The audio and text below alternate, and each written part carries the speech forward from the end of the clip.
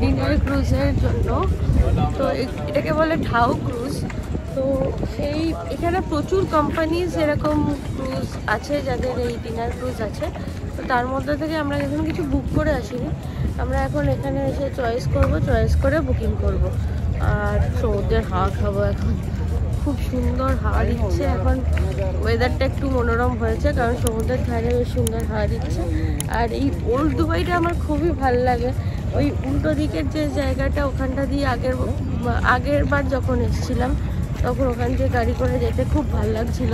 তো আশা করি এই ডিনার ক্রুজটা ওল্ড দুবাই এবং নিউ দুবাই দুটোকেই কভার করবে, দুটোকেই আমরা দেখতে পারবো, স্কাইলাইনও দেখতে পারবো ক্রুজ থেকে।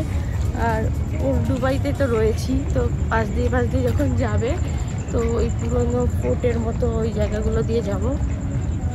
চলো দেখা যাক কি কোন ক্রুজটা নিয়ে এখন এটা চয়েস করতে হবে।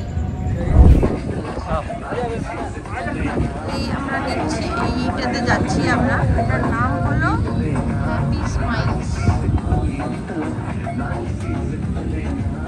ডেস্টিনেশন।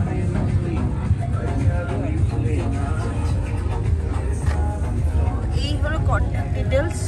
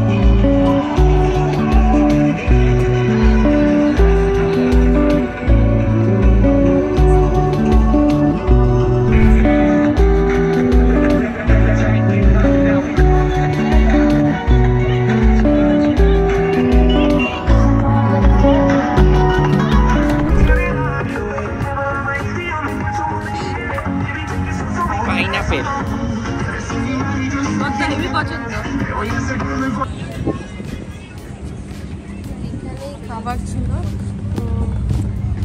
তখন এখানে ভেজ আইটেম, এটাও ভেজ,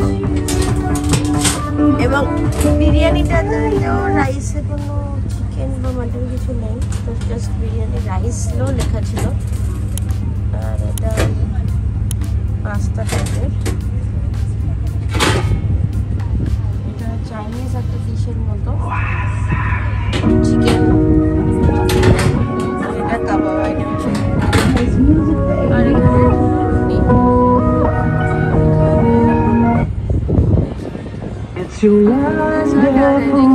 সালাডস।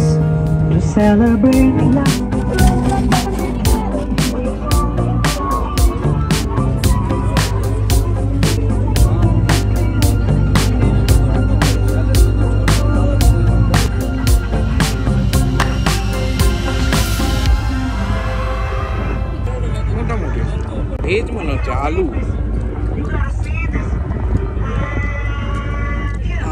বিরিয়ানিটা দেখো,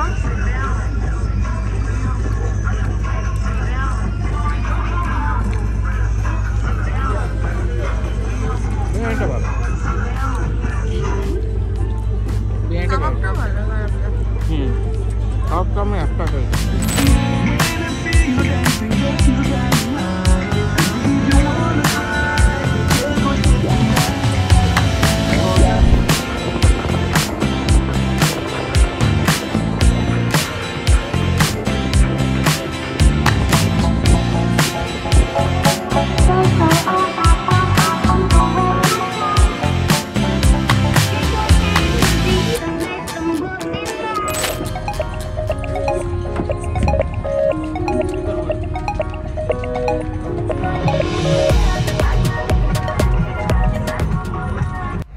এখন আমরা যাচ্ছি যে এই ক্রিক এরিয়াটা দিয়ে। এই ক্রিক এরিয়াটা পুরোনো কালে এটা দুবাইকে দুটো ভাগে ভাগ করতো, একটা হচ্ছে বড় দুবাই আর একটা হচ্ছে দেরা। আর বড় দুবাইটা হচ্ছে ওদের মেন হাব ছিল যেখান থেকে ওদের নানা রকম বিজনেস হতো। এবার ক্রিকের এতই জলের নাব্যতা কম, সেই জন্য ওখানে বড় বড় জাহাজগুলো যেগুলো ধর আফ্রিকা থেকে আসতো সেগুলো ঢুকতে পারতো না। তো সেই জন্য ওরা ছোট ছোট ডাউ ক্রুজের মাধ্যমে ওরা সেই সব জিনিসপত্রগুলো নিয়ে আসতো দুবাইয়ের মধ্যে।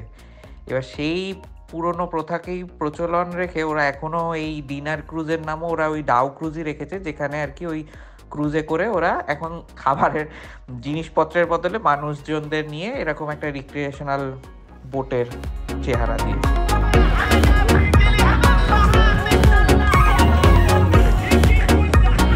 এই আমরা ক্রুজ থেকে বেরোলাম, তো এই ক্রুজ সম্বন্ধে একটু বলে দিই।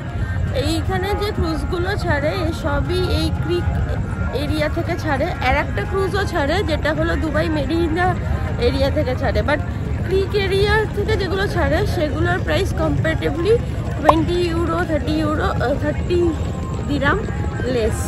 তো এইটার প্রাইস ছিল বলছিল আমাদের উপরে বসলে 60 দিরাম আর নিচে বসলে 50 দিরাম। কিন্তু আমরা একটু বলাতে একটু দরদাম করাতে ওটা 40 দিরাম করে আমাদের উপরে বসতে দিয়েছে।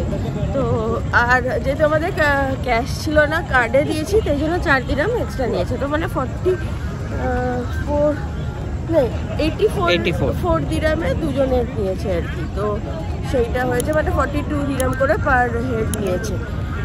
আর এইখানে যেগুলো ছাড়ে সেগুলোর টাইমিং সম্বন্ধে যেগুলো মানে নেটে দেখা যায় যে হয়তো 8টা থেকে যাচ্ছে বা 8:30 থেকে যাচ্ছে, এখানে এসে বুঝলাম ওরকম প্রপারলি কোনো টাইম নেই। তো আমাদের যেমন 7:15 ছাড়লো, তো সেটা ছিল আর পৌঁছে দিল হলো 8:30। যদিও করে লেখা থাকে যে 2 ঘন্টার ক্রুজ, বাট 2 ঘন্টা হয় না, তার আগেই করে দেয় মানে নামিয়ে দেয়। আর যেমন 7:15 ছিল তেমনি সিমিলারলি 8টা এলেও পাওয়া যাবে আই থিঙ্ক।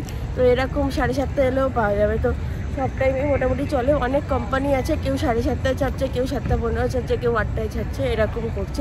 এরা যেমন ফিরে এসছে, আই থিঙ্ক এটা আবার যাবে। তো এখন মানে রাতের ভিড়টা আর একটু হবে, এখন তো সবে 8:30 বাজে, তো 8:30টার সময় হয়তো আর একবার যাবে। তো এরকম। আর খাবার সম্বন্ধে বলি, খাবার খুব ভালো একেবারেই নয়, বরং বাজেই বলা যায়। মানে ইন্ডিয়ার স্ট্যান্ডার্ডে তো বাজেই বলবো।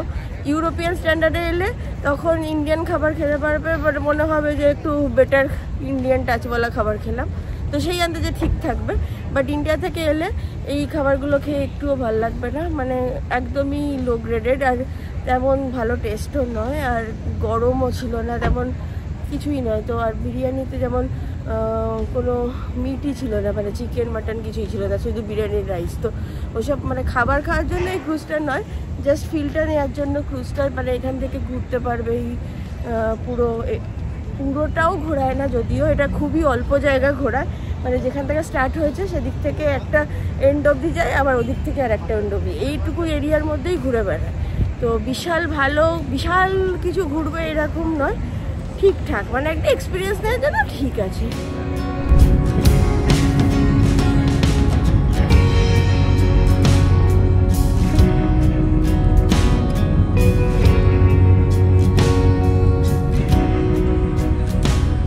আমরা হোটেলে পৌঁছাচ্ছি, মনে হচ্ছে হোটেলের ভ্যালে পার্কিং আছে। আপাতত এখানে গাড়িটা রেখে নেমেই দেখা যাক।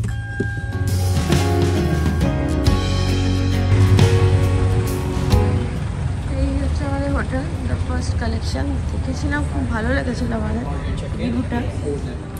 Thank you. এখন দেখা যাক কেমন হয়।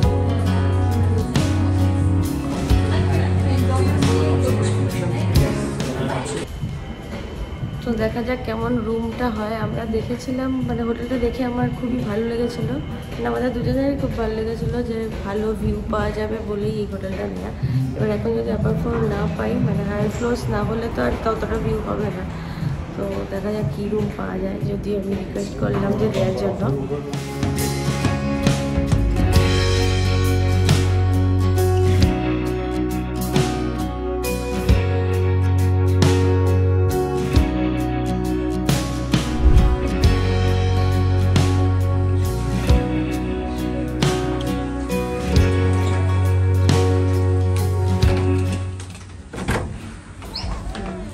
Welcome to your home. Thank you. Thank you.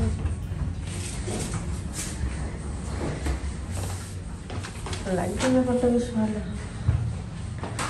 তো এটা ওয়াশরুম,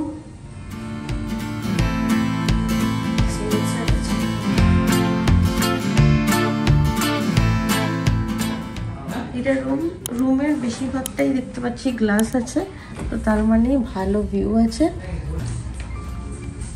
ফাটাফাটি ভিউ আছে এখান থেকে, দারুণ দেখা যাচ্ছে। লাইটটা অফ করলে আরো ভালো বোঝা যাবে এবং পুরো চারিদিক থেকে ভিউ আছে।